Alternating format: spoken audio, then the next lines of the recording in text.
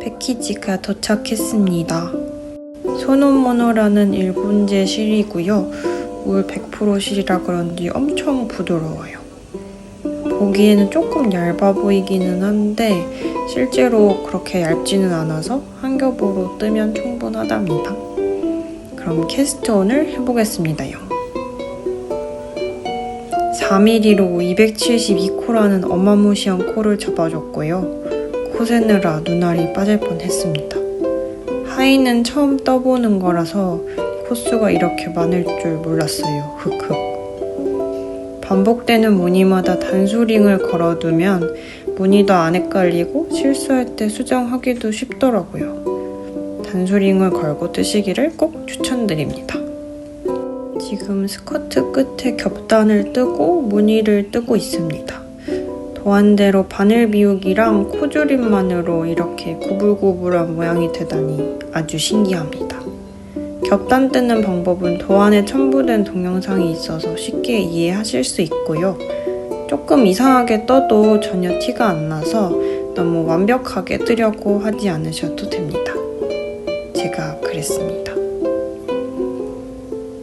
짜잔! 서서히 보이는 무늬가 아주 이쁘죠? Keep going 해보겠습니다요.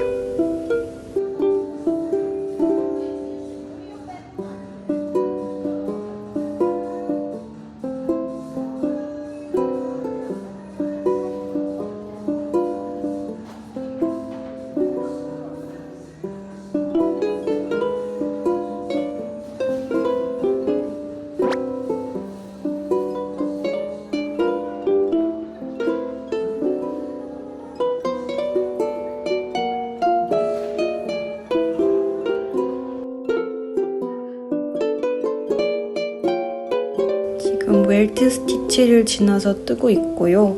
웰트 스티치도 겹단 뜨기와 비슷합니다. 작가님 영상 보시면서 뜨면 그나마 덜 환하게 뜰 수 있습니다. 웰트 스티치까지 뜨고 나면 이제 정말 겉뜨기, 코조림, 바늘 비우기 뿐이라서 빠르게 슉슉 뜰 수 있습니다.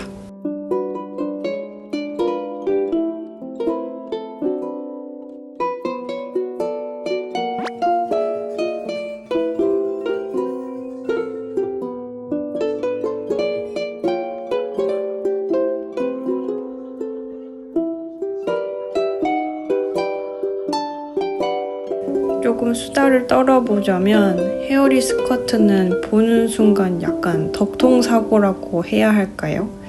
이건 무조건 떠야 해 라는 생각이 들어가지고 지난 겨울에 수강 신청하듯이 재입고날 샀습니다. 짠! 이제 마무리로 겹단 뜨고 고무줄만 나오면 끝이에요. 저는 테토녀라 꽃 옵션은 생략했습니다. 너무 마음에 들어요.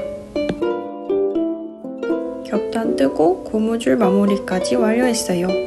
꽃을 안 단 것도 너무 예쁘지만 취향에 맞게 꽃을 달아도 너무 예쁠 것 같습니다.